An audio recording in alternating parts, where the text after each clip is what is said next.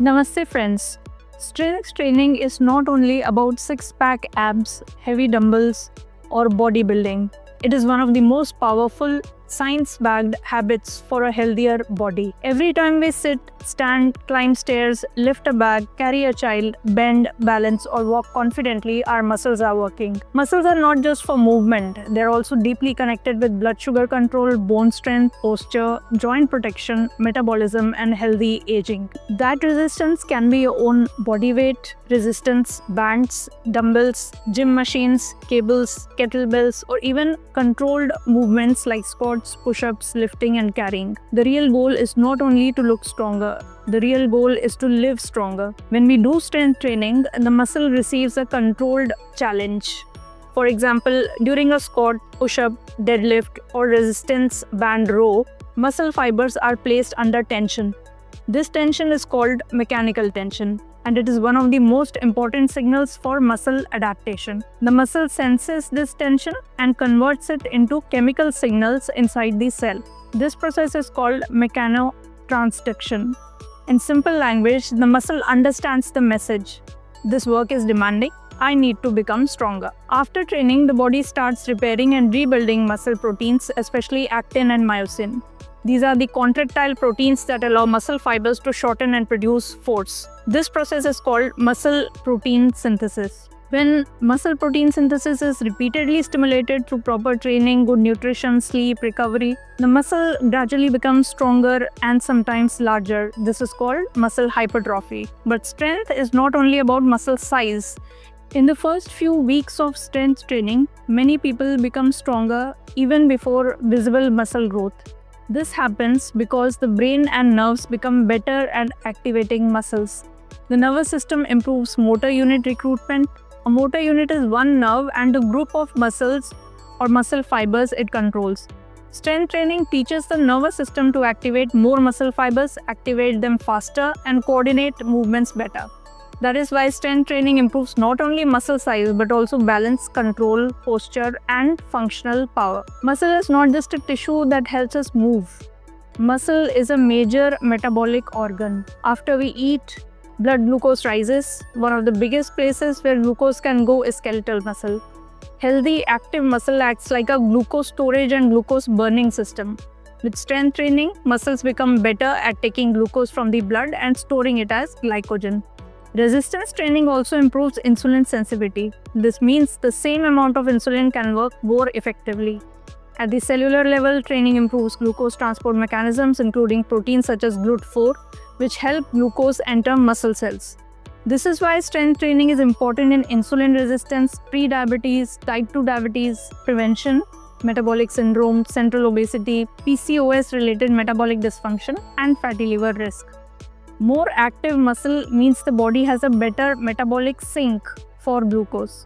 In simple words, stronger muscles help the body handle sugar better.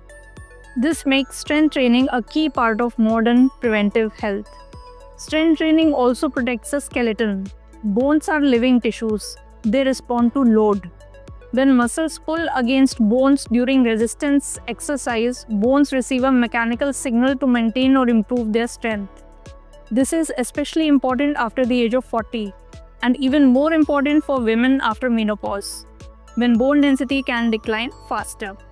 Strength training can support bone mineral density and reduce the risk of frailty when combined with good nutrition, vitamin D, calcium, sunlight exposure, and medical care when needed. Joints also benefit from stronger muscles. Muscles act like natural shock absorbers and stabilizers. Strong thigh and hip muscles support the knees. Strong gluteal muscles support the hips and lower back. Strong core muscles support the spine. Strong upper back muscles improve posture and shoulder alignment.